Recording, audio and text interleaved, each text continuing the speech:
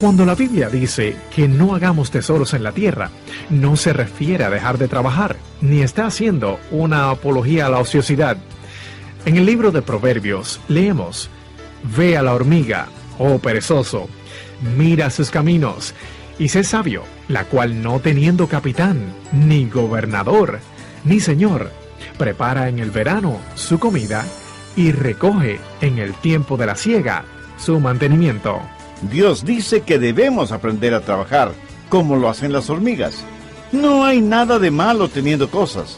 No hay nada de malo con el trabajar. Entonces, ¿qué quiso decir Jesús con no os hagáis tesoros en la tierra? Note que Jesús usa 2 veces la palabra tesoro. Es como si estuviera diciendo, no atesoren tesoros. Y esto sucede cuando el dinero lo posee usted, en vez de usted poseer dinero. Cuando la riqueza es un fin en sí misma, en vez de ser el medio para alcanzar un fin. Y cuando usted atesora tesoros, en realidad no tiene ningún tesoro porque puede perderlo o se lo pueden robar. Hay ricos que a pesar de sus riquezas son pobres, y hay pobres que a pesar de su pobreza son ricos. El rico está preocupado por lo que tiene, mientras que el pobre no tiene esa clase de preocupación. Hola, ¿qué tal? Soy Irving Travelo y le damos la cordial bienvenida al programa de hoy. Este es el mensaje que encabeza las 2 partes de Asegúrese de tener lo verdadero. Y ahora con nosotros, el Dr. Adrian Rogers, en la voz del pastor Lenin de Llanón. Por favor, busque el capítulo 6 del Evangelio de Mateo, desde el verso 19. Antes de leer esta porción bíblica, creo que no es desconocido para nadie que estamos viviendo en un mundo falso y plástico. Se nos dicen muchas mentiras, somos abusados, manipulados, engañados, estafados, a tal punto que hemos desarrollado una resistencia a todo lo que se nos ofrece. Y sin embargo, muchas veces caemos adquiriendo lo más barato y terminamos poseyendo algo equivocado, que no vale nada. Por eso hoy quiero hablar de lo que debemos asegurarnos, de que poseemos lo verdadero, lo genuino. Mateo 6, desde el verso 19, no os hagáis tesoros en la tierra donde la polilla y el orín corrompen, y donde ladrones minan y hurtan, sino haceos tesoros en el cielo, donde ni la polilla ni el orín corrompen, y donde los ladrones no minan ni hurtan. Porque donde está vuestro tesoro, allí estará también vuestro corazón. La lámpara del cuerpo es el ojo. Así que si tu ojo es bueno, todo tu cuerpo está lleno de luz. Pero si tu ojo es maligno, todo tu cuerpo estará en tinieblas. Así que si la luz que en ti hay es tinieblas, ¿cuántas no serán las mismas tinieblas? Ninguno puede servir a 2 señores, porque o aborrecerá al uno y amará al otro, o estimará al uno y menospreciará al otro. No podéis servir a Dios y a las riquezas. Hay muchas verdades en este pasaje, pero quiero destacar 3 de ellas porque son 3 verdades básicas. Primera, debemos poseer una riqueza verdadera. Si queremos tener éxito en la vida, debemos poseer una riqueza real. La Biblia dice que no debemos hacer tesoros en la tierra, sino tesoros en el cielo. Hay mucha gente que piensa que es muy rica, pero no es así. En la televisión vemos el estilo de vida de los famosos y ricos, y no es más que un estilo de vida de los ricos y necios. ¿Cuándo un hombre rico es pobre? Cuando trata de encontrar satisfacción en su dinero, y mientras más la busca, menos la encuentra. Salomón, probablemente el hombre más sabio que ha existido, dijo que el amor a las riquezas no será satisfecho con riquezas. Un hombre que ganaba un modesto salario le dijo a un hombre muy, muy rico, ¿sabe que yo tengo más dinero que usted? El hombre rico, sorprendido y vanidoso, le preguntó, ¿cómo puede ser eso posible? Y ese humilde trabajador le dijo, porque tengo todo lo que quiero y usted no. Piénselo. Porque tengo todo lo que quiero y usted no. ¿Sabe que el no querer algo es mejor que poseerlo? Un hombre, por muy rico que sea, es pobre cuando trata de encontrar satisfacción en las cosas que tiene. Un hombre rico es pobre cuando, con el aumento de sus riquezas, también aumentan sus preocupaciones. Busque Proverbios 15:6. En la casa del justo hay gran provisión, pero turbación en las ganancias del impío. Un hombre rico es pobre cuando se vuelve esclavo de sus riquezas. Proverbios 23:4. No te afanes por hacerte rico. Sé prudente y desiste. Si su ambición y meta es tener riquezas, más temprano que tarde usted tendrá dificultades, porque el dinero será su amo y usted será su esclavo. Es un muy mal consejo el decirle a una persona que haga todo el dinero que pueda, mientras lo haga honestamente. ¿Por qué? Porque lo único que esa persona estará haciendo es ganando dinero, en vez de hacer otra cosa. Por ejemplo, pasar tiempo con su cónyuge, con sus hijos. Estará haciendo dinero en vez de estar sirviendo a Dios, o estudiando su palabra, u orando, o siendo un instrumento útil en las manos de Dios. ¿Lo ven? Un hombre rico es pobre cuando es esclavo de sus riquezas. Proverbios 23:5. Has de poner tus ojos en las riquezas, siendo ningunas, porque se harán alas como alas de águila, y volarán al cielo. Dicen que el dinero habla, y es cierto, dice, adiós, arrivederci, chao. Y sin pena ni gloria se despide de usted y lo deja porque las riquezas no tienen sentimientos. Quiero decir, usted no puede retener su dinero. Y si usted no tiene ningún tesoro en el cielo, ¿cuán rico es verdaderamente? Todas las cosas materiales que usted cree que son suyas, un día de estos va a tener que dejarlas. Se cuenta que cuando hace algún tiempo el mercado petrolero estuvo en crisis, una señora en Dallas, en Texas, yendo por la calle con una amiga, oyó una vocecita que desde el suelo parecía que le llamaba. Era un sapo chiquito. Ella lo levantó del suelo y el sapo le dijo, «Bésame». Ella, más asombrada que asustada, le dijo, «¿Y por qué habría de besarte?». El sapo le contestó, «Soy un magnate del petróleo y un enemigo mío me transformó en sapo, pero si tú me besas, volveré a ser lo que antes fui». Ella puso al sapo en su cartera y siguió caminando con su amiga, quien le preguntó, «¿Por qué no le besaste? Mira que es un magnate petrolero». Y ella le contestó, «Porque prefiero tener un sapo que habla. Llama más la atención, ¿no te parece?». Un hombre muy rico es muy pobre si muere sin Cristo. Proverbios 11:4. No aprovechará las riquezas en el día de la ira, mas la justicia librará de muerte. Usted puede sobornar a un testigo, pero jamás podrá sobornar a un juez justo. No importa cuántas riquezas tenga. No le ayudarán en nada cuando llegue el juicio final. Su única esperanza es el Señor Jesucristo. En la historia de el rico y Lázaro, ambos murieron. Y el rico, estando en los tormentos del infierno, pedía misericordia. Sus riquezas de nada le sirvieron en ese lugar. Jesús dijo que no debemos hacer tesoros en la tierra, sino en el cielo. Escúcheme, la Biblia no dice que es malo tener cosas materiales. Anote 1 de Timoteo 6:17. A los ricos de este mundo. Amigos, si usted es rico, escuche. Dios no le condena porque sea rico. A los ricos de este mundo manda que no sean altivos.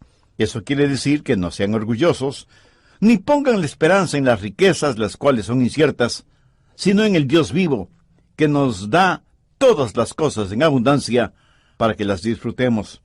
Dios no se disgusta porque usted disfrute de las cosas que Él mismo le ha dado, pero siempre advierte para que no ponga su confianza en ellas. Cuando la Biblia dice que no hagamos tesoros en la tierra, de ninguna manera está diciendo que no trabaje, ni está haciendo una apología a la ociosidad. Proverbios 6, desde el verso 6. Ve a la hormiga, oh perezoso, mira sus caminos y sé sabio, la cual no teniendo capitán, ni gobernador, ni señor, prepara en el verano su comida, y recoge en el tiempo de la siega su mantenimiento.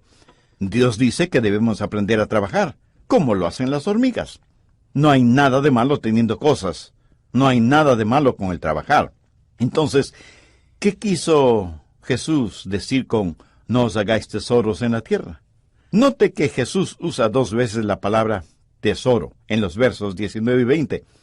Es como si estuviera diciendo no atesoren tesoros. Y esto sucede cuando el dinero lo posee usted, en vez de usted poseer dinero. cuando la riqueza es un fin en sí misma, en vez de ser el medio para alcanzar un fin. Y cuando usted atesora tesoros, en realidad no tiene ningún tesoro porque puede perderlo todo, o se lo pueden robar. Jesús está haciendo énfasis en la importancia de tener verdaderos tesoros. No permita que el diablo crea que usted es un tonto. Deje de atesorar tesoros que no perdurarán. Tenga tesoros en el cielo. Asegúrese de tener lo verdadero. ¿Quiere saber cuán rico es usted? Vea todas las cosas que tiene que el dinero no puede comprar y que la muerte no le puede quitar. Así de acaudalado es usted. El apóstol Pedro habla de las cosas que tenemos en el cielo, una herencia incorruptible, incontaminada e inmarcesible, reservada en los cielos para vosotros. Jim Elliot fue un joven misionero que encontró la muerte al llevar el Evangelio a los indios Aucas en las selvas del Ecuador. En esa tragedia, 5 jóvenes misioneros perdieron la vida. Jim Elliot, en una de las páginas de su Biblia, escribió la siguiente frase que ya tiene estatus de celebridad. No es un tonto el hombre que entrega lo que no puede guardar, para ganar aquello que no puede perder. Él está hablando de tesoros en el cielo, y a eso se refería Jesús. ¿Cómo uno puede tener tesoros en el cielo? Pablo dice que debemos atesorar buen fundamento para lo porvenir. ¿Pero cómo hacerlo? Se dice que nadie puede llevar sus riquezas al cielo, y eso es verdad, pero usted las puede mandar por adelantado. Y de inmediato me pregunta, pastor, ¿cómo puede ser eso posible? ¿No se está contradiciendo usted mismo? Bueno, entiendo su sorpresa e inquietud. Escúcheme. La única forma para que usted pueda enviar sus riquezas al cielo es invirtiendo en algo que va al cielo. ¿Lo entiende? ¿Y qué es lo que va al cielo? Las alabanzas van al cielo. Las almas de los salvados van al cielo. Por lo tanto, cuando usted invierte en misiones, está invirtiendo en alcanzar almas que irán al cielo. ¿Lo ve? Usted no puede llevar sus riquezas al cielo, pero puede invertir en aquello que va al cielo. El otro día leí acerca de un trágico accidente. Una hermosa jovencita, parte de la congregación de una iglesia de un pastor amigo mío, se enamoró de un joven de la iglesia y después de un tiempo hicieron planes para casarse. Ambos trabajaban fuertemente, ahorrando para su próximo matrimonio. Un día, al ella regresar del trabajo a su casa, tuvo un terrible accidente de tráfico y murió. Instantáneamente.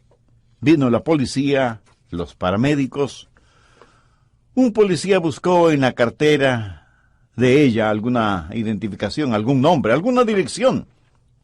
El policía lo único que encontró fue el reporte mensual del banco sobre el estado de la cuenta de ella.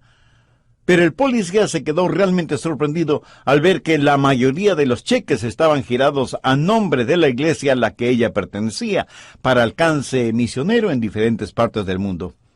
El policía quedó tan impresionado por este detalle que asistió al servicio fúnebre de esta joven creyente, realizado en la iglesia a la que ella pertenecía.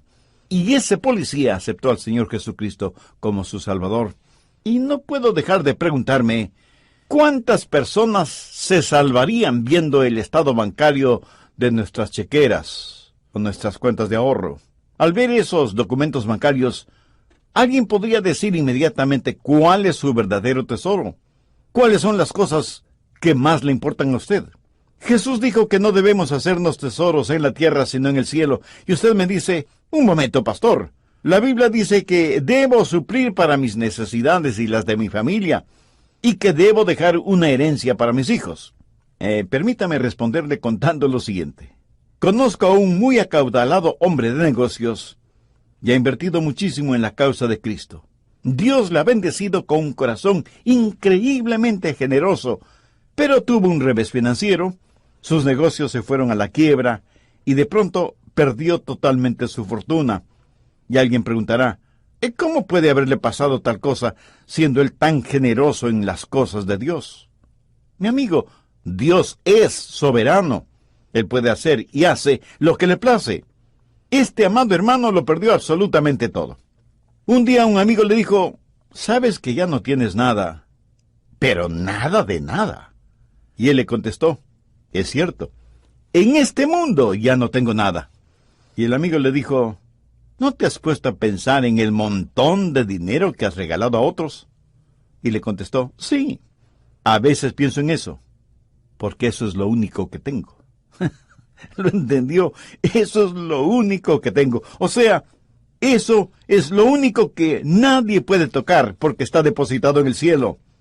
Eso es el atesorar tesoros en el cielo. Segundo, debemos percibir lo que es verdadera sabiduría. Mateo 6, 22 y 23. La lámpara del cuerpo es el ojo, así que si tu ojo es bueno, todo tu cuerpo estará lleno de luz. Pero si tu ojo es maligno, todo tu cuerpo está en tinieblas. Así que, si la luz que en ti hay es tinieblas, ¿cuántas no serán las mismas tinieblas? Hay mucha gente que se cree sabia, sin serlo. No tiene verdadera sabiduría. La luz que está en ellas es tinieblas. ¡Qué inmensas son esas tinieblas! Proverbios 4, desde el verso 4 dice, y él me enseñaba y me decía, retenga tu corazón mis razones, guarda mis mandamientos y vivirás. Adquiere sabiduría, adquiere inteligencia, no te olvides ni te apartes de las razones de mi boca, no las dejes, y ellas te guardarán, ámalas y te conservarán. Sabiduría ante todo, adquiere sabiduría, y sobre todas tus posesiones adquiere inteligencia. La sabiduría es lo más importante.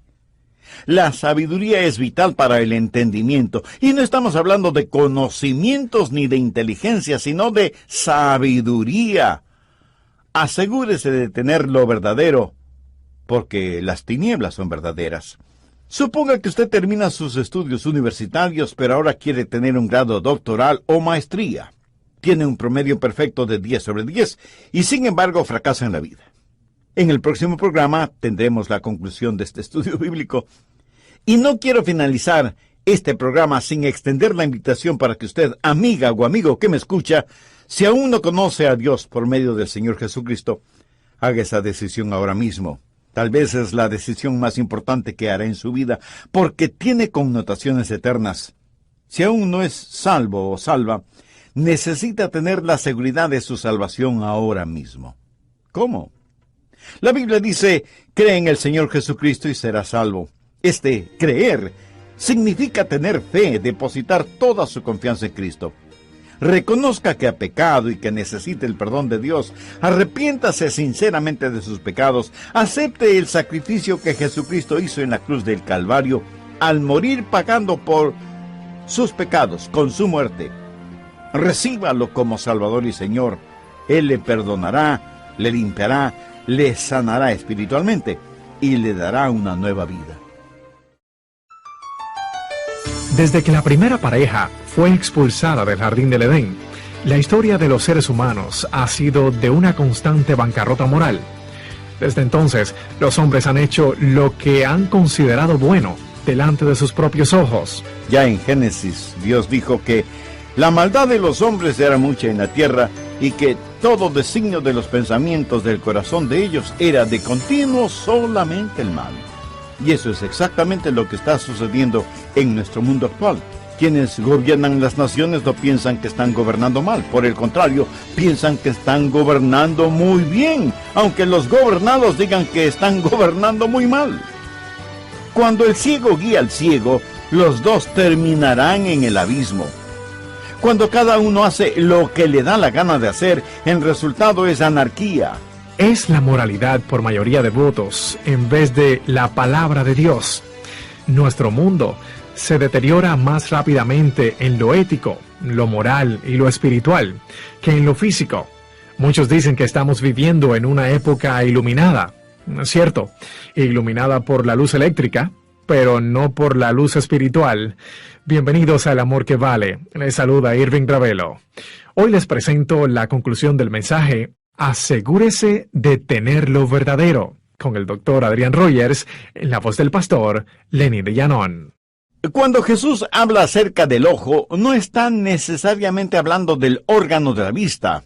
Está hablando de los ojos del alma, y compara los ojos del alma con los ojos del cuerpo. Está hablando de vista exterior y de visión interior, y utiliza los ojos físicos como una ilustración porque es por medio de los ojos que usted percibe la luz.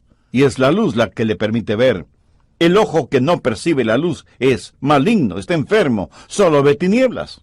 El ojo que está sano llena de luz todo su ser interior, porque está enfocado en la luz principal, que es el Señor Jesucristo. El apóstol Pablo dijo en 1 Corintios 2:2, pues me propuse no saber entre vosotros cosa alguna sino a Jesucristo y a este crucificado. Ese fue el tema de la predicación del gran apóstol. Y no faltará quien me diga, un momento, Pastor Rogers, Pablo predicó sobre muchas otras cosas, y no solo acerca de Jesucristo crucificado. Mi amigo, eso no es completamente cierto. Si usted lo analiza detenidamente, sin que importe el tema sobre el cual enseñaba y predicaba, siempre era algo más acerca de Jesús. El ministerio, la predicación de Pablo, fue eminentemente cristocéntrica, y se puede aprender más acerca de Jesús. Lo que realmente Pablo está diciendo es que quiere saber más y más de Jesús, para poder hablar más y más de Jesús. Y algunos dirán, pero eso es fanatismo. Llámelo como usted quiera llamarlo, pero recuerde las palabras de Jesús. Si tu ojo es bueno, todo tu cuerpo estará lleno de luz, y podrá mirar más profundamente a Cristo.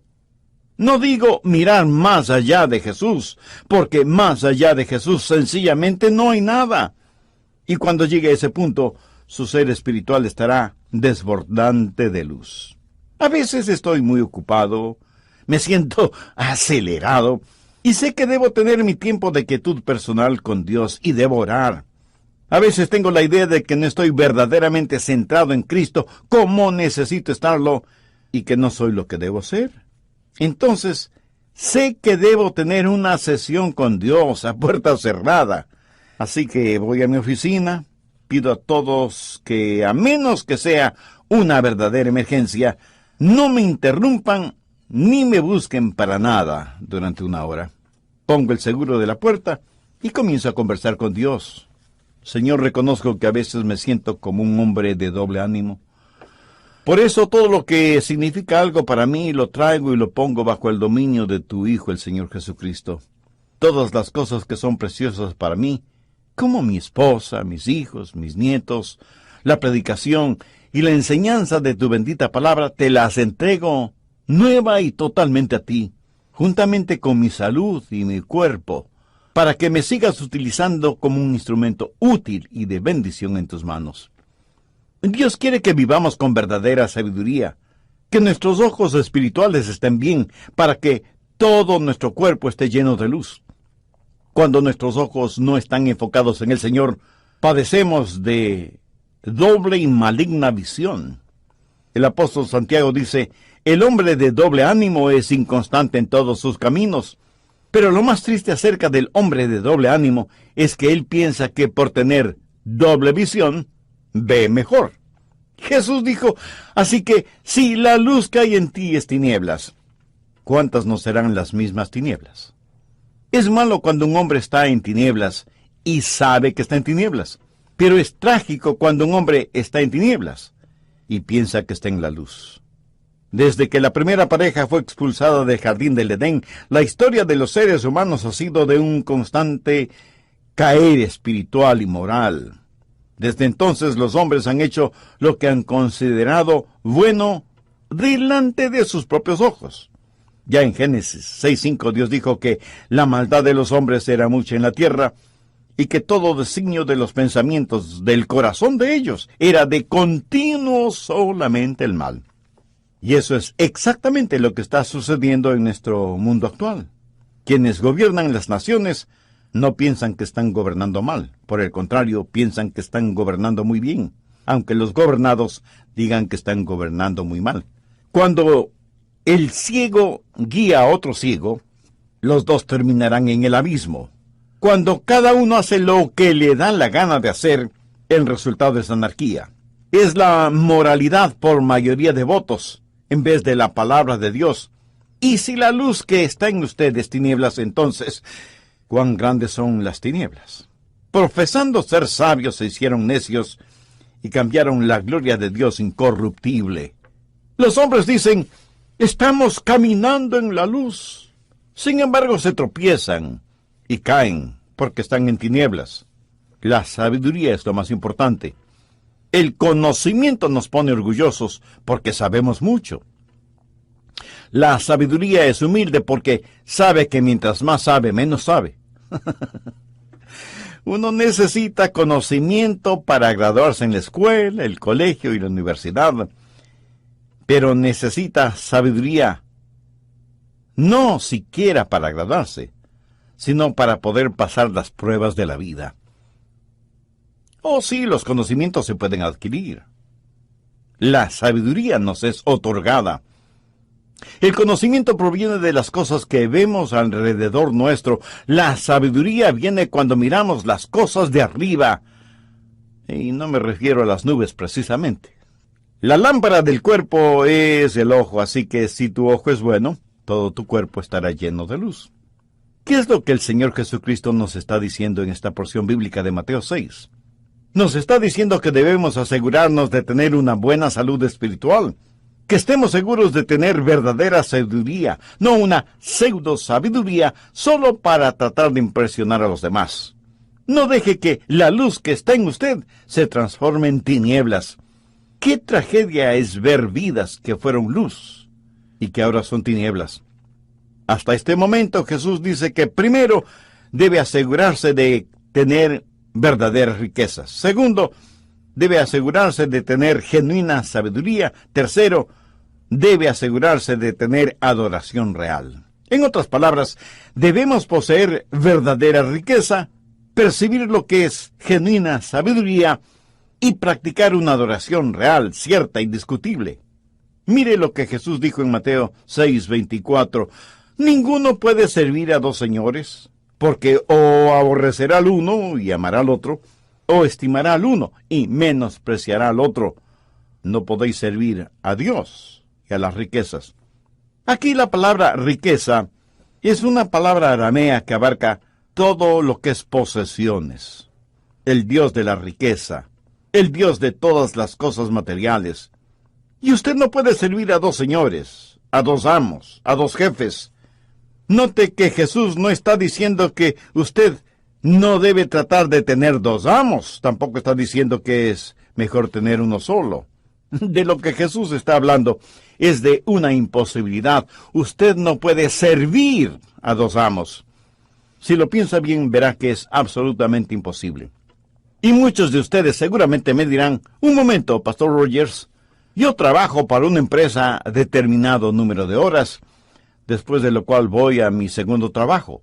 O sea que tengo dos amos, o mejor dicho, dos jefes. No, mi amigo. Usted tiene dos empleadores, y está bien. Si lo puede hacer, no hay ningún problema. Pero no es de eso de lo que Jesús está hablando aquí. La palabra que él usa para señores es la palabra kyrios, o sea, propietario de esclavos. Y usted es un esclavo de alguien. Y si es un esclavo de alguien, no puede ser esclavo de alguien más, ¿lo entiende? No estamos hablando de alguien a quien usted sirve voluntariamente.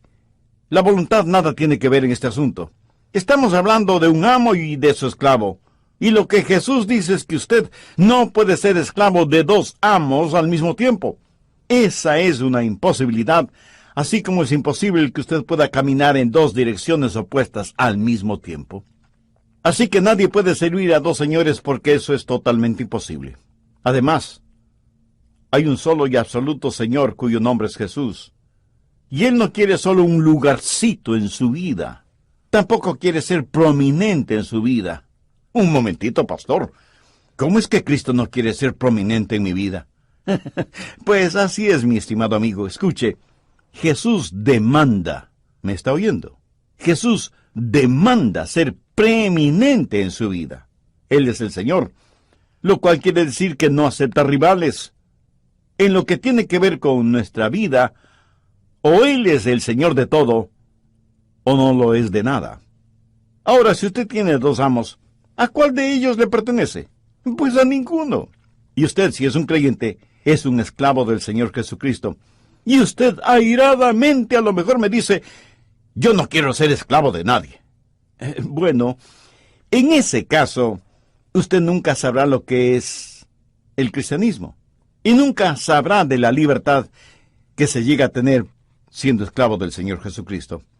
Cuando se arrodilla delante de Jesucristo y le dice, sí, Señor, tú eres Señor de todo, entonces se hará realidad en usted las palabras de Jesús. Así que si el Hijo os libertare, seréis verdaderamente libres. Y si usted me dice que no quiere ser esclavo de nadie, pues le tengo una sorpresa. Usted ya es esclavo. Por favor, no se ofenda ni se disguste conmigo. Esta realidad la explicó el mismo Señor Jesucristo. Busque Juan 8:34. De cierto os digo, que todo aquel que hace pecado, esclavo es del pecado. Usted puede hacer lo que quiera hacer, pero no siempre lo que quiera hacer es lo que debe hacer. Está en la libertad de hacer lo que quiera, pero no está en libertad para hacer lo que deba hacer hasta cuando no sea un esclavo de Jesús. Mientras tanto, usted es un esclavo al servicio de Satanás. Algunas personas creen que el ir a la iglesia los domingos, cantar unos himnos y escuchar el mensaje de la palabra de Dios es adoración. Y cuando salen de la iglesia y regresan a su mundo cotidiano, sigan sirviendo a Dios y a las riquezas. Hacerlo así es engañarse a uno mismo. Hay un solo Dios y solo a Él debemos servir.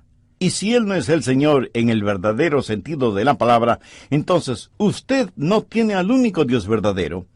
Y Jesús dice que usted debe poseer riqueza verdadera, debe percibir la genuina sabiduría y debe practicar una real adoración. Hace muchos años tuve el privilegio de conocer al hermano, el pastor Yonggi Cho, en Corea. Almorzamos juntos y prediqué en la iglesia que él pastorea, que es la iglesia más numerosa del mundo. Este amado hermano, entre muchas otras cosas positivas, es un hombre de oración. Y me contó de una experiencia que al respecto él tuvo. Un día le dijo a su secretaria, voy a orar, y no quiero ser interrumpido, a menos que sea el mismo Señor Jesucristo. Mientras él estaba en su estudio de oración, el presidente de Corea se presentó en la iglesia y le dijo a la secretaria, deseo ver al pastor. Lo siento mucho, señor presidente, pero el pastor no puede ser interrumpido, está conversando con Dios. El presidente de Corea no pudo hablar con el hermano Yonggi Cho. Más tarde, la esposa del presidente de Corea conversaba con Yonggi Cho y le dijo, pastor, usted debe despedir a su secretaria. Ella no permitió que mi esposo conversara con usted. Y Yonggi Cho le dijo, ella cumplió con mis instrucciones. Y la esposa del presidente de Corea le dijo enfáticamente, pero era el presidente de Corea que quería hablar con usted. Y el pastor Yonggi Cho gentil y delicadamente le contestó, puede ser, pero yo estaba conversando con el presidente del universo. Qué extraordinaria lección para todos nosotros, ¿no le parece? Un solo Señor, no dos, un solo Señor. Y eso debe desafiarnos a usted, a mí, a todos nosotros. Suponga que usted está conversando con el Señor Jesucristo y de pronto le dicen que el presidente de su país quiere conversar con usted. ¿Qué haría? Le diría a Jesús, discúlpame, Señor, pero tengo que dejarte. El presidente de la República quiere hablar conmigo y él es una persona muy importante. Qué insulto para Jesús, ¿no le parece? ¿Cómo puede usted considerar a un presidente o un rey o un dictador más importante que el Señor del universo? Hace algunos años atrás tuve un tiempo muy especial con dos queridos amigos, Bill y Bonnet Bright. Bill Bright fue el mentalizador y fundador del movimiento Cruzada Estudiantil para Cristo, cuya misión es alcanzar con el Evangelio a estudiantes de colegios y universidades. Pero lo que pasó con ellos en 1951 fue algo realmente extraordinario. Bill era un hombre joven, de negocios, que empezó a estudiar la Biblia, y Dios le llamó para una misión específica. Él y su hermano Bonnet, aun siendo solo unos jovencitos, fueron impactados con las enseñanzas de Jesús sobre la realidad de que nadie puede servir a dos señores. ¿Sabe lo que hicieron? Pues escribieron una especie de contrato, y lo firmaron. Y en ese contrato firmado por los dos, ellos resumieron su amor, su devoción y dedicación a Cristo con las siguientes significativas palabras: Señor, seremos tus esclavos. Bueno, eso sucedió allá en 1951. En la actualidad, el movimiento cruzado estudiantil para Cristo tiene miles de misioneros, consejeros y voluntarios en 152 países del mundo. Y todo comenzó cuando dos jovencitos redactaron un documento e hicieron un pacto con Dios cuando dijeron: Señor, seremos tus esclavos. Cuando usted dice: Señor, te voy a dar un poquito de mi tiempo, Dios no lo aceptará, porque Él quiere todo su tiempo. Ningún esclavo se hubiera atrevido a decirle a su amo: Amo, voy a ser tu esclavo un par de horas a la semana. Cuando usted dice: Señor, te voy a dar un poquito de mis recursos, Dios no lo aceptará, porque Él no es mendigo para estar recibiendo limosnas. Él es el dueño de todo, aun de aquello que usted llama mis recursos. Son propiedad de Él, y usted solo es su administrador y mayordomo de los recursos que Dios ha puesto en sus manos. Ninguno puede servir a dos señores. Así que asegúrese de que lo que usted tiene es lo verdadero, lo genuino, lo real. Verdaderos tesoros que nunca los perderá. Verdadera sabiduría para que su cuerpo esté siempre lleno de luz. Verdadera adoración reconociendo que Jesús es el Señor para la gloria de Dios el Padre. Y no quiero finalizar este programa sin extender la invitación para que usted, amiga o amigo que me escucha, si aún no conoce a Dios por medio del Señor Jesucristo, haga esa decisión ahora mismo. Tal vez es la decisión más importante que hará en su vida, porque tiene connotaciones eternas. Si aún no es salvo o salva, necesita tener la seguridad de su salvación ahora mismo. ¿Cómo? La Biblia dice: cree en el Señor Jesucristo y serás salvo. Creer significa tener fe, depositar toda su confianza en Cristo. Reconozca que ha pecado y que necesita el perdón de Dios. Arrepiéntase sinceramente de sus pecados. Acepte el sacrificio que Jesucristo hizo en la cruz del Calvario al morir pagando por sus pecados con su muerte. Recíbalo como Salvador y Señor. Él le perdonará, le limpiará, le sanará espiritualmente y le dará una nueva vida. En la casa del justo hay gran provisión, pero turbación en las ganancias del impío. Un hombre rico es pobre cuando se vuelve esclavo de sus riquezas. Proverbios 23:4. No te afanes por hacerte rico, sé prudente y desiste. Si su ambición y meta es tener riquezas, más temprano que tarde, ella le contestó: porque prefiero tener un sapo que habla. Llama más la atención, ¿no te parece? Un hombre muy rico es muy pobre si muere sin Cristo. Proverbios 11:4. No aprovechará las riquezas en el día de la ira, mas la justicia librará de muerte. Usted puede sobornar a un testigo, pero jamás podrá sobornar a un juez justo. No importa cuántas riquezas tenga, no le ayudarán en nada cuando llegue el juicio final. Su única esperanza es el Señor Jesucristo. En la historia de el rico y Lázaro, ambos murieron. Y el rico, estando en los tormentos del infierno, pedía misericordia. Sus riquezas de nada le sirvieron en ese lugar. Jesús dijo que no debemos hacer tesoros en la tierra, sino en el cielo. Escúcheme, la Biblia no dice que es malo tener cosas materiales. Anote 1 de Timoteo 6:17. A los ricos de este mundo. Amigos, si usted es rico, escuche, Dios no le condena porque sea rico. A los ricos de este mundo manda que no sean altivos.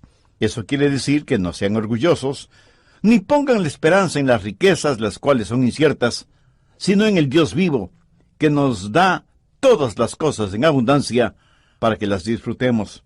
Dios no se disgusta porque usted disfrute de las cosas que Él mismo le ha dado, pero siempre advierte para que no ponga su confianza en ellas.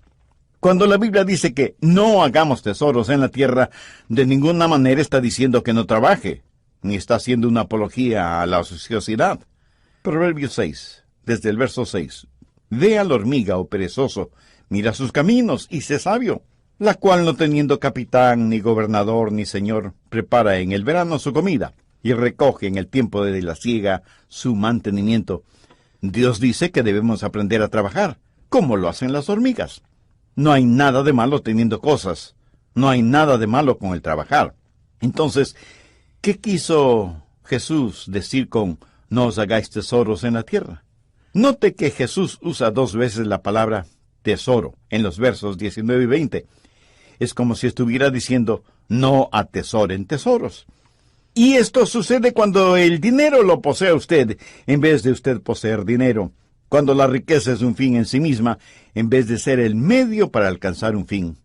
Y cuando usted atesora tesoros, en realidad no tiene ningún tesoro porque puede perderlo todo, o se lo pueden robar. Jesús está haciendo énfasis en la importancia de tener verdaderos tesoros.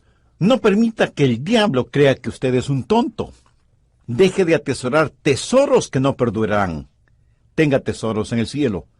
Asegúrese de tener lo verdadero. ¿Quiere saber cuán rico es usted? Vea todas las cosas que tiene que el dinero no puede comprar y que la muerte no le puede quitar. Así de acaudalado es usted. El apóstol Pedro habla de las cosas que tenemos en el cielo, una herencia incorruptible, incontaminada e inmarcesible, reservada en los cielos para vosotros. Jim Elliot fue un joven misionero que encontró la muerte al llevar el Evangelio a los indios Aucas en las selvas del Ecuador. En esa tragedia, 5 jóvenes misioneros perdieron la vida. Jim Elliot, en una de las páginas de su Biblia, escribió la siguiente frase que ya tiene estatus de celebridad. No es un tonto el hombre que entrega lo que no puede guardar para ganar aquello que no puede perder. Él está hablando de tesoros en el cielo, y a eso se refería Jesús. ¿Cómo uno puede tener tesoros en el cielo? Pablo dice que debemos atesorar buen fundamento para lo porvenir. ¿Pero cómo hacerlo? Se dice que nadie puede llevar sus riquezas al cielo, y eso es verdad, pero usted las puede mandar por adelantado. Y de inmediato me pregunta, pastor, ¿cómo puede ser eso posible? ¿No se está contradiciendo usted mismo? Bueno, entiendo su sorpresa e inquietud. Escúcheme. La única forma para que usted pueda enviar sus riquezas al cielo es invirtiendo en algo que va al cielo. ¿Lo entiende? ¿Y qué es lo que va al cielo? Las alabanzas van al cielo. Las almas de los salvados van al cielo. Por lo tanto, cuando usted invierte en misiones, está invirtiendo en alcanzar almas que irán al cielo. ¿Lo ve? Usted no puede llevar sus riquezas al cielo, pero puede